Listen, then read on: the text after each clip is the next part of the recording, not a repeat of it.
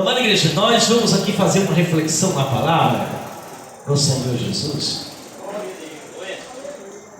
E depois nós estaremos ceando para a glória de Deus. Eu pediria aqui a mocidade de nossa congregação de São Benedito, né? Preparasse aí o seu hino para cantar na hora que nós formos distribuir o pão no nome de Jesus. E os componentes da nossa congregação de São Francisco aqui estão, preparem para cantar um louvor na hora do vinho ser repartido. Glória a Jesus. Igreja, Romanos capítulo de número 3, versículo de número 21. Romanos 3 e 21. Temos uma palavra da parte de Deus para os nossos corações. Glória a Jesus. Eu não seria egoísta de dizer que hoje tem uma palavra de Deus para mim, não. Mas também não sou tão pessimista de dizer que tem uma palavra de Deus para vocês, uma palavra de Deus para nós. Então, o alimento, a mesa está posta e o alimento vai ser lançado aos nossos corações. Glória a Jesus. Quem encontrou, diga amém. Amém. Glória a Jesus. 30% da igreja encontrou. Louvado seja o nome do nosso Deus. Romanos capítulo de número 3, versículo de número 21 diz assim: mas agora se manifestou sem a lei a justiça de Deus, tendo o testemunho da lei e dos profetas, isto é, a justiça de Deus pela fé em Jesus Cristo para todos e sobre todos os que creem, porque não há diferença, porque todos pecaram e destituídos estão da glória de Deus, sendo justificados gratuitamente pela graça, pela redenção que há em Cristo Jesus. Podeis sentar em o nome do Senhor. Glória a Deus. Amada igreja, Romanos é uma carta doutrinária de uma profundidade tão grande, de uma profundidade teológica tão grande, que Romanos pode ser considerado um evangelho de um tamanho reduzido, mas com todos os conteúdos do evangelho. Toda doutrina que está nos evangelhos de Jesus ou no evangelho de Jesus está sendo tratada em Romanos. Paulo, ele ministrando essa carta doutrinária aos crentes em Roma, por isso que é chamado romano, mas formado pela grande maioria de judeus convertidos que residiam em Roma, na capital do Império Romano. E quando Paulo escreve essa carta, nós vemos que Paulo, ele está colocando os judeus em condição de igualdade com os gentios, e os gentios em condição de igualdade com os judeus. Quando ele diz que não há diferença, Paulo está falando que para ser salvo, que para adquirir a salvação, a condição é a mesma para ambos. Paulo está falando de uma mensagem de uma profundidade espiritual tão grande, para que os gentios que não eram judeus entendessem que existe uma esperança para eles de salvação, e que os judeus compreendessem que eles não eram privilegiados em coisa nenhuma, e que a salvação não era só para eles, judeus. Por isso é que Paulo está dizendo nesse pequeno trecho da Bíblia Sagrada que a justiça de Deus se manifestou sem a lei, ou seja, a justiça de Deus chegou a todos os seres humanos, não pela lei, mas pela graça. Aleluia. Portanto, Paulo ele diz que apesar da justiça de Deus não ter sido manifesta pela lei, ela recebe o testemunho da lei. Ou seja, ela recebe a confirmação da lei. E ele vai explicar a justiça de Deus é a graça dele, ou seja, é o favor não merecido. E nós vamos compreender nesse texto que o favor não merecido, que é a graça de Deus, é a pessoa do seu Filho. Jesus é justamente a graça de Deus, ou seja, é o favor não merecido. Quem é aqui que merecia? Jesus. Quem que merecia Jesus? Ninguém. E Paulo está dizendo, nenhum gentil, ou seja, nenhum não judeu merecia Jesus. Isso é um desespero? Não é um desespero. Não merecer Jesus, isso é uma derrota. Não merecer Jesus, isso é uma derrota. E ninguém merece. Mas Paulo, ele vira-se para os judeus e diz para eles: vocês também não merecem. Vocês também não merecem. E ele explica porque aqui judeu, apesar de se considerarem merecedores, apesar de se considerarem privilegiados, eles não eram merecedores de Cristo. E Paulo diz isso quando ele fecha esse raciocínio de que ninguém é merecedor de salvação, ninguém é merecedor de perdão, ninguém é merecedor de justificação. Ou seja, ninguém é merecedor de Cristo, que é quem faz essas coisas. Nem os judeus. E ele fecha esse raciocínio colocando todos em condição de igualdade diante de Deus, quando ele diz: porque todos pecaram. Todos pecaram. Quem não pecou? Se você fizer um estudo com calma, você vai ver que o pecado já entra no primeiro casal, antes da humanidade lotar o planeta. O pecado já está ali. Abraão nem existia. Abraão, o genitor da raça judaica, nem existia, mas o pecado já existia. E o pecado, ele foi abundando, ele foi crescendo, e a terra ficou povoada de seres humanos pecadores. E o Senhor decidiu destruir os pecadores, e destruiu com o grande dilúvio, deixando por graça e não por merecimento um homem, chefe de uma família, chefe de uma clã, chamado Noé. E Deus preservou a vida de Noé, não por merecimento, mas por graça. A graça já estava em plena ação. A graça, ela está em plena ação ainda dentro do paraíso. Quando Adão peca, quando Eva peca, e o Senhor os conserva com vida. A graça já está presente, porque Jesus já era prometido, Jesus já era programado, Jesus já era projetado. E Deus já preserva a vida daquele casal. Depois ele destrói uma raça, uma população inteira, e preserva uma semente em Noé. Desenvolve novamente, a terra vai ficando povoada, e o pecado novamente começa a crescer.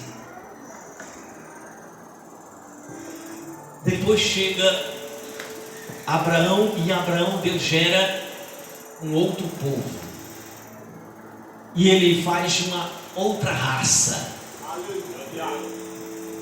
Ele faz uma outra raça, não é uma outra espécie, uma outra raça. E nessa outra raça, ele coloca o nome dela de Israel. Descendentes de Abraão, da linhagem de Abraão. Então uma nação, um outro povo, uma outra raça aparece no planeta. E Deus trata essa raça com privilégios. Deus trata essa raça com privilégios, a mais do que o resto da raça, das outras raças. Se você estuda, tanto faz-se a história secular das nações, mas de confiança é a Bíblia Sagrada. Você estuda a Bíblia Sagrada, ela vai falar de todas as nações. Até enquanto a Bíblia ela se fechou, ela se concluiu em escrita, ela fala de muitos povos, ela fala de várias raças. E dentre essas raças estão os judeus. E você vai ver que a mão de Deus privilegiou muito esse povo chamado judeu.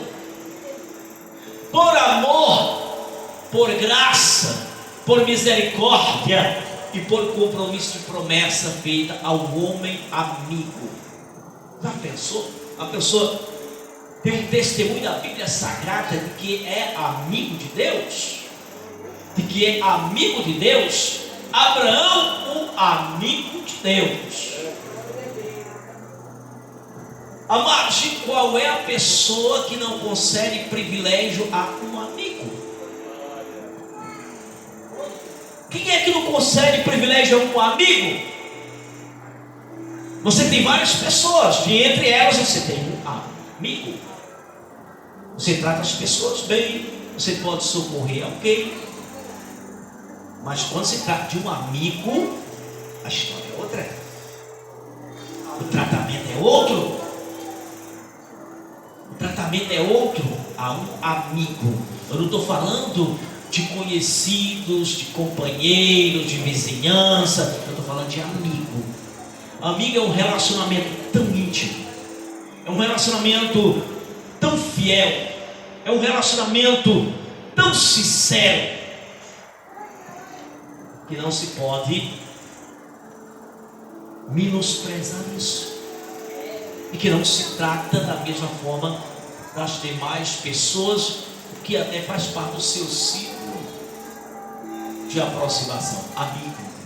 Então Deus tinha na terra um homem amigo. Deus gerou uma amizade, ele se aproximou de Abraão e se tornaram amigos. Por isso é que os descendentes de Abraão foram mais privilegiados. Eles tiveram privilégios. Privilégios concedidos por um Deus gracioso e que levava em conta a amizade do fundador daquele povo. Aleluia! Tanto que Deus fez promessa a Abraão incondicional. E aos descendentes de Abraão a promessa é condicionada. Deus fez uma promessa a Abraão da seguinte forma: Ele trouxe Abraão, levou de um dos caldeus até Padã-Arã. De lá ele disse para ele: olha, tu vai para uma terra que eu vou te mostrar. E fez ele peregrinar durante a vida dele na terra da Palestina. Abraão, ele era nômade. Era aquela pessoa que não tinha uma morada fixa.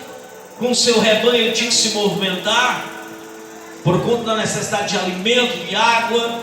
O seu rebanho comia a pastagem que tinha em uma dada região, ele se mudava para outra, e assim ele circulou a terra da Palestina. E depois que ele concluiu, Deus disse para ele: Abraão, essa terra da tua peregrinação, essa terra que tu pisou a planta do teu pé, eu vou dar à tua descendência. Eu darei a tua descendência. E pronto. Qual foi a condição que Deus exigiu aí? Nenhuma, só disse que dava. E ponto final. Amizade. Relacionamento de amigo. Ele não exigiu nada de Abraão. Ele só disse que dava e ponto final. E Deus cumpriu, ele entregou. Os judeus foram colocados dentro da terra da peregrinação muito tempo depois. Porque a promessa feita ao amigo, ela foi feita por alguém fiel, que não volta atrás. E ele introduziu aqueles descendentes de Abraão na terra da provisão.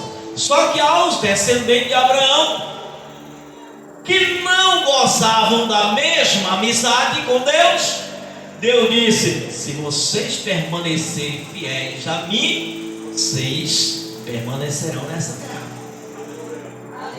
A terra que eu prometi a Abraão. Aqui, vocês estão nela. Agora, se vocês permanecerem fiéis, vocês ficam nela. Se forem fiéis, se me desobedecerem, eu vou espalhar vocês em outras terras. Ou seja, vocês vão ficar escravos dos outros. E quantas vezes isso aconteceu na igreja? E por que Deus espalhou? Porque eles foram pecadores. Porque eles pecaram. E a partir do momento que peca, se destitui, ou seja, se sai da presença de Deus, se cai da presença de Deus, se separa de Deus. Então qual é o privilégio hoje que os judeus têm em relação aos demais povos da terra? Nenhum.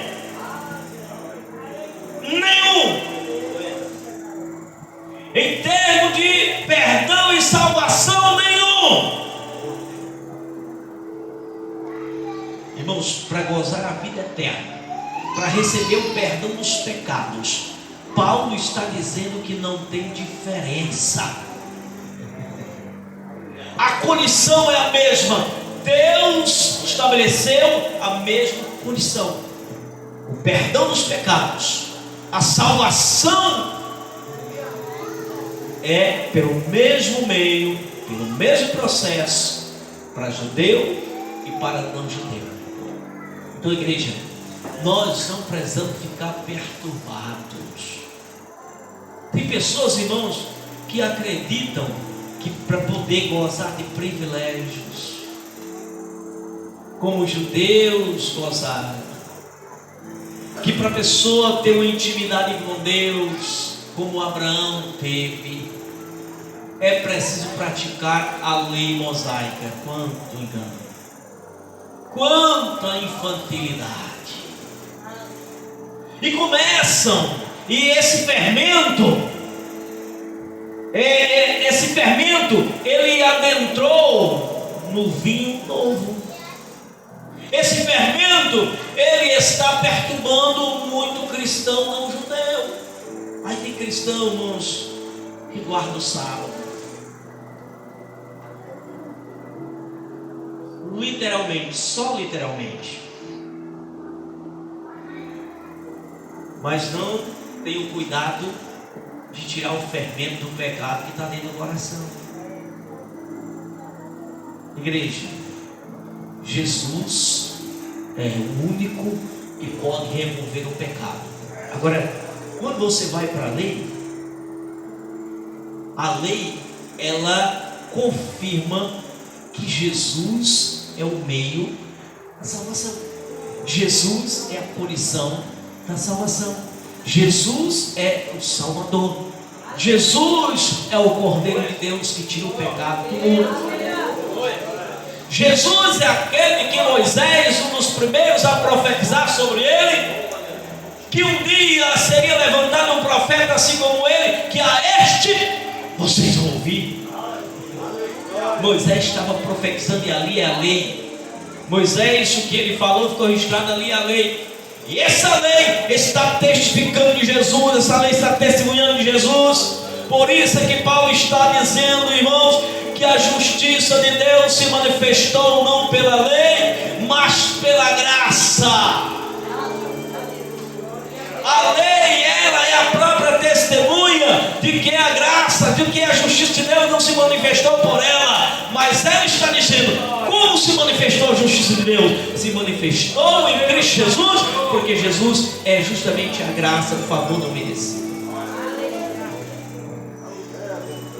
E a lei, irmãos, além dela testificar que Jesus é esse único meio, essa única condição, ela ainda diz por que as pessoas precisam dele.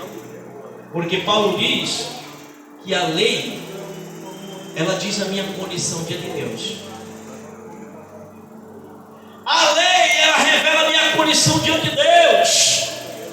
A lei diz que eu sou pecador. A lei só diz isso, que o homem é pecador, porque pecou. A lei diz que eu estou separado de Deus. Tanto que quando a lei chega, ela não muda nada na vida da pessoa. Quando a lei foi revelada, ela não mudou nada na vida da pessoa. Ela não melhorou o estado da vida da pessoa. Eu até digo, quando a lei se manifestou, ela perturbou as pessoas. Porque uma coisa é certa, irmão, quando as pessoas pecam e não são confrontadas no seu erro, se acomodam, ficam indiferentes e pecam sem perturbação, e pecam sem pânico, e pecam com satisfação, e pecam sem nenhum pânico. Mas quando o seu erro é confrontado, quando alguém chega e diz, olha, isso é pecado, aí é uma perturbação. Porque houve um confronto e houve um esclarecimento, e a indiferença, ela agora sai. E a pessoa tem sã noção, tem sã juízo, e vai reconhecer que de fato o pecado que ela está praticando separa ela de Deus, mantém ela separada de Deus. Então, igreja, quando nós estudamos a nação judaica, nós percebemos que ela começou bem, mas ela se contaminou. E nós percebemos que Jesus purificou, introduziu na terra da promissão todo mundo santo, todo mundo purificado, todo mundo consagrado.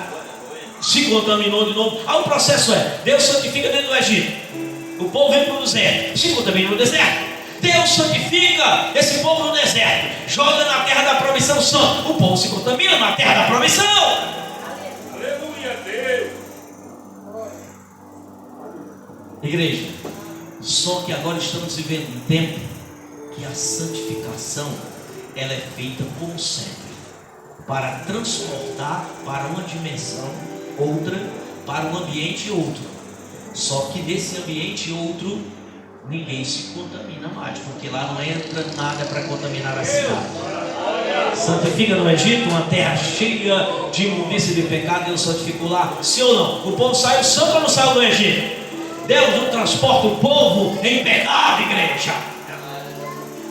A caminhada é em santificação. Deus não conduz o povo no pecado. Deus não faz uma jornada com o povo pecaminoso.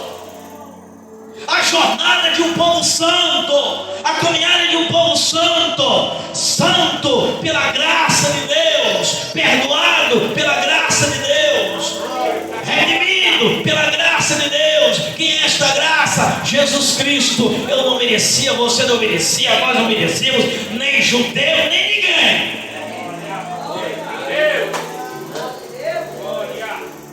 Por isso, irmãos, é que hoje os povos cristãos de todas as nações se amam. O povo religioso que mais se respeitam, que mais se amam, indistintamente de suas culturas, indistintamente de suas posições sociais, indistintamente da sua condição econômica, indistintamente da sua condição intelectual, indistintamente da língua. O povo que mais se respeita, se considera no planeta, é o povo cristão. É o povo cristão. O povo cristão respeita a todos. O povo cristão respeita a todos. O povo cristão se ama. Mas como é impressionante. Às vezes você começa a conversar com um crente que você nunca viu ele na vida dele.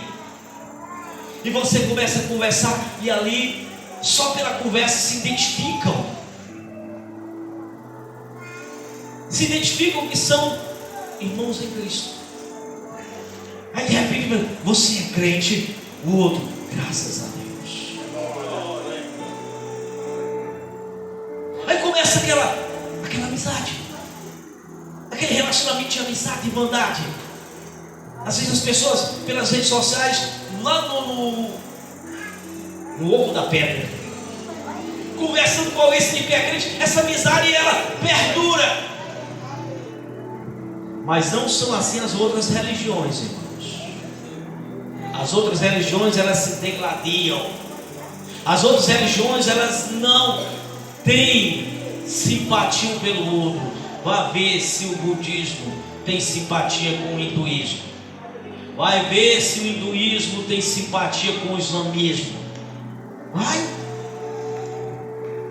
Veja se o candomblé tem boa amizade com o espiritismo. Trata da mesma coisa, mas não se consideram. São rivais. Por quê, irmão? Porque não tem unidade. Porque os líderes e os inspiradores desses povos não têm testemunho dos profetas que não têm. Se você estuda toda a Bíblia, tudo que se fala de um Salvador, de um Remidor, de um Cristo, de um ungido, que está registrado no Velho Testamento, nos livros proféticos e no livro da lei e no livro dos Salmos. Você confirma em Jesus? Mas não pode se confirmar em Maomé, não pode se confirmar em Confúcio, não pode se confirmar em Ellen White, a fundadora ou a mestre dos adventistas, a que assumiu o comando de Robert Miller, Charles, né? Das Luz também não se confirma. Não tem nenhuma profecia na Bíblia que trate dele. A Bíblia não testifica dele. A Bíblia não testifica de Maomé. Então eles não podem ser graça. Eles não são graça. Eles são falsos profetas, são falsos mensageiros, são manipuladores daqueles que desejam ter um encontro com Cristo.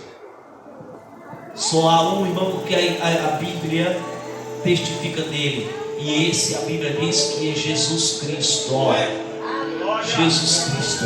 Então é a única graça. Quando alguém disser para você, pastor, toda religião é boa, você pergunta, para quê? Para quê? Se alguém disser, pastor, toda religião leva a Deus, que Deus? Todo caminho leva ao céu, que céus? Você não vai nem perguntar que caminho, porque tem lugar. Você pode dizer, pastor, todo profeta é inspirado pelo Espírito. Que Espírito? Porque vários profetas existem que não são de Deus. Você não tem que questionar simplesmente o profeta, mas o inspirador do profeta, você procura saber se de fato é o verdadeiro enviado do Cristo Jesus, aquele que nos é a graça de Deus. E Paulo diz o seguinte: porque todos pecaram e destituídos estão da glória de Deus. Mas que todos são esses, irmãos? Como Paulo está focando aqui o relacionamento entre cristãos judeus e cristãos gentios, essa doutrina Paulo está pegando a condição desses dois povos. E principalmente a partir daquele momento, a graça já estava manifesta, a graça já tinha feito tudo que tinha que ser feito. Então Paulo, a partir dali, ele começa a falar: olha, judeus, eu sou judeu. Eu sou judeu. Judeu de judeu. Eu não sou mestiço, sou puro, raça pura. Paulo, ele está passando que ele era filho de judeu e de judia. Paulo que eu fui doutrinado no mais profundo da teologia da minha doutrina dos fariseus. Foi o fariseu mais radical e mais dedicado no seu tempo. Amados, mas Paulo aprendeu a reconhecer que a sua condição diante de Deus era tão zero quanto a condição dos demais povos da terra. Ele não tinha nenhum privilégio em ser judeu, porque ele era pecador, praticador de pecados, patrocinador e protetor de pecadores. Dava cobertura e defendia na justiça assassinos. Paulo defendeu assassinos de Estevão. Ele foi o advogado para defender em juízo todos os que mataram Estevão. Paulo foi brutal com homens e mulheres quando saía para pegar e trazer presos, torturadores e cristãos para negarem a fé em Cristo. Não é a condição de ser judeu que garante diante de Deus um bom posicionamento, uma boa aceitação e uma aprovação, mas sim ser alcançado pela graça de Deus, ser alcançado por Cristo, aquele que foi enviado por Deus, por isso que ele é graça. Nós não merecíamos, e ainda tem mais, ninguém merecia nem Jesus vivo, ninguém merecia nem Jesus só aparecer diante de nós vivo. Ninguém merecia nem que Jesus ele se manifestasse em carne só para vir e nós vermos. Mas ele não veio só para nós vermos, ele veio para morrer padecendo os nossos merecimentos. Não que ele não merecia. Eu merecia, irmãos, eu merecia que alguém puxasse o acionador de uma granada e jogasse ela em mim e eu estourasse. Era isso que eu merecia. Eu merecia sentar na cadeira do réu no trono branco e o Senhor dizer: apartai-vos de mim, maldito, para o fogo eterno. Era isso que eu merecia. Mas não, Jesus foi e ele sofreu a minha culpa, ele sofreu a sua culpa. A graça de Deus superabundou. Aonde o pecado abundou, a graça superabundou. O pecado chega com violência e lhe rompe. A graça chegou, te conquistou e ela foi para o teu lugar. O pecado te tirou de uma condição favorável e te colocou na condição miserável. A graça veio, tirou da condição miserável e te colocou numa condição favorável. O pecado, ele te colocou pelo avesso e me colocou pelo avesso. A graça veio e desavissou e mudou o normal. E a graça foi tão tremenda, irmãos, mas tão tremenda, ela foi tão abundante, que a graça de Deus ela não ficou satisfeita em só restaurar a nossa comunhão com Deus. A graça de Deus ela não ficou satisfeita em só devolver a nós pureza. A graça de Deus ela não ficou satisfeita em só tirar o pecado de dentro de nós. A graça de Deus decidiu pegar esse nosso corpo e transformá-lo e mudá-lo para uma outra natureza. A graça de Deus decidiu mudar e vai mudar. Está decretado, está sacramentado, está confirmado. Não vai, em hipótese alguma, ser mudado esse decreto. Aqueles que permanecerem fiéis ao Senhor, esses serão transformados. O Senhor não nos vai dar uma condição que Adão tinha. Não, vai estar muito além disso. Não vamos só voltar para a condição que Adão tinha. Não, porque Adão, apesar de ter um corpo puro, um corpo santo, é um corpo sujeito ao pecado. Tanto é que pecou. já o Senhor vai transformar e dar um corpo glorioso que o pecado não toca, que o pecado não alcança, que o pecado não influencia. Ele vai nos dar uma natureza pela transformação, uma natureza que não foca as coisas desta vida, as coisas da matéria. Ah, pastor, mas como não? Irmãos, não esqueçam que essa terra também ela receberá uma outra dimensão. A terra também vai passar pelo processo de transformação.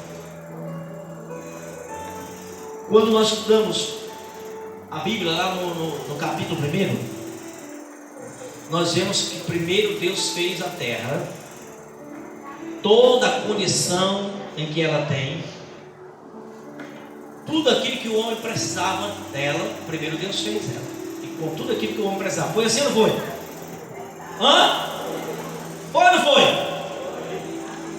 Então a terra veio primeiro. A terra veio primeiro, depois veio o homem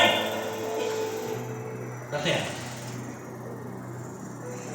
Para mostrar que há uma que são entranhados, que são naturezas semelhantes.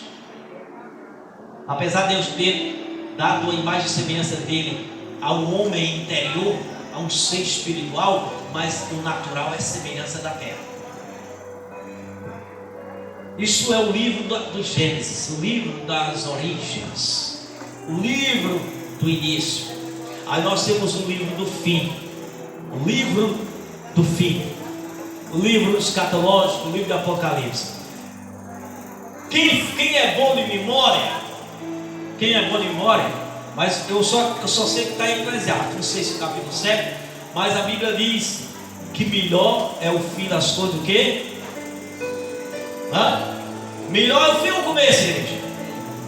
O preguiçoso só acha bom o começo. Por quê? Porque não termina. Eu nunca vi um preguiçoso terminar nada. Todo preguiçoso só começa.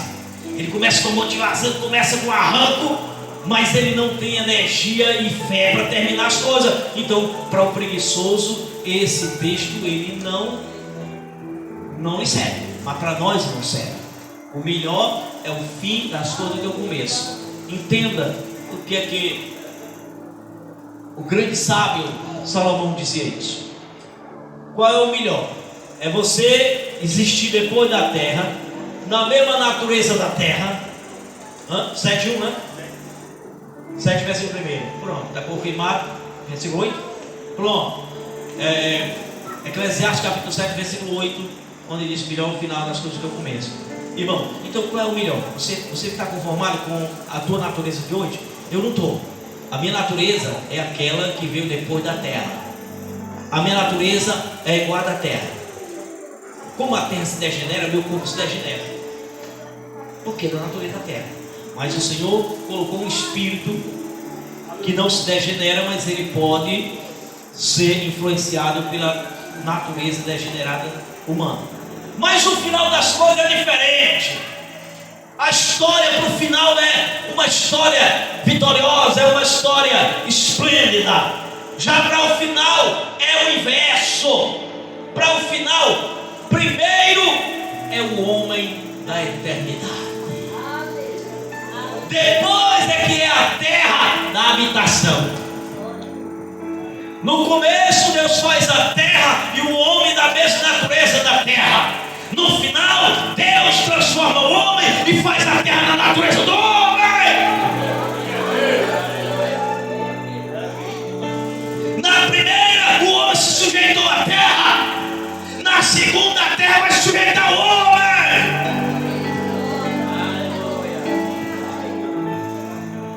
Porque a terra vem depois. A terra vem depois. Deus fez no começo o homem da terra. Agora Deus vai fazer a terra a partir da natureza do homem. A terra numa dimensão espiritual. A terra numa dimensão gloriosa. A terra não será mais essa, igreja. Ela não terá mais essa natureza. Porque essa terra, ela é contaminável, ela é degenerativa, ela é perecível. Isso tudo a própria ciência prova. Quem não quer acreditar na Bíblia, pelo menos tem uma crençazinha na ciência que prova que todo o sistema criado está se degenerando. E nós vemos o nosso planeta, aonde já foi cama d'água, hoje é deserto. Aonde já foi floresta, hoje é campestre. A terra sofre degeneração. Aonde já teve muitas fontes de água, hoje não tem mais. A terra passa por um processo degenerativo. Nós passamos por um processo degenerativo. Glória a Jesus. Irmãos, eu há pouco tempo, eu não tinha nem um fio de cabelo branco. Não tinha. Isso é sinal da degeneração. Eu não tinha problema de vista. Bíblias da letra menor possível, a Bíblia pequena, aquela Bíblia pequena, pentecostal, que o estudo é tão minúsculo. Eu lia à noite. À noite. Até um pouco tempo. À noite, sem óculos, sem óculos. Na claridade, até de lamparina. Hoje, irmão, se não usar óculos, eu não enxergo nem a Bíblia de letra grande. Isso é degeneração. A minha natureza humana está se degenerando. A terra está se degenerando. A minha natureza humana está se degenerando. Agora vai vir um tempo que, se nós permanecermos em Cristo, fiéis a Ele, se a graça dele permanecer no controle da nossa vida, sem merecimento, mais pela graça, se você permanecer alinhado a Cristo, na amizade com Cristo, na intimidade com Cristo, na comunhão com Cristo, você vai ser transformado. Você vai receber uma natureza gloriosa, uma natureza que não degenera, que não tem nada a ver com a essência dessa terra. É uma essência divina, é uma essência celeste. Por isso que a terra passará pelo processo para habitar os salvos, para habitar os eleitos, porque será uma terra da natureza celeste. Agora sim, uma morada segura. Uma morada segura. Num ambiente onde o inimigo não gosta. Então, igreja, essa nova terra, ela não sujeita o homem a ela. A terra atual, ela não sujeita a ela. Aí você diz, mas eu como? Se eu domino a terra, quem é que domina a terra aqui, irmão? Quem é que domina a terra? Ninguém domina a terra. Você domina tudo que sai da terra, só não domina a terra. O homem domina um elefante, domina um crocodilo, o homem domina um chimpanzé, o homem domina um leão, o homem domina um dragão de Komodo, o homem domina uma serpente, uma sucuri. O homem domina tudo que saiu da terra, mas ele não domina a terra. A terra domina o homem e ele vai parar na dentro dela. Dominado sem poder sair, jamais sairá se o Criador não chamar. E a terra eterna, ela não vai dominar o homem, porque o homem não vai descer a ela, porque lá não terá morte. A terra eterna é para a felicidade do homem, para a alegria do homem, para o regozijo do homem, para o descanso do homem. Agora, foi ontem, né, moço? Hoje teve um sepultamento de um acidente fatal. Hoje, ainda ontem, uma pessoa perdeu a vida, muito conhecida nossa. Hoje ela estava parando, não domina a terra. Hoje ela estava parando, dominando. Quem dominou? Ela dominou a terra dominou ela. E assim nós sempre estamos sepultando alguém, jogando lá no domínio da terra. E para a terra liberar, precisa de uma ordem superior. Quando o Senhor vier buscar a sua igreja, Ele vai exigir da terra: terra, libera. Os irmãos já leram sobre isso, né? Terra, libera.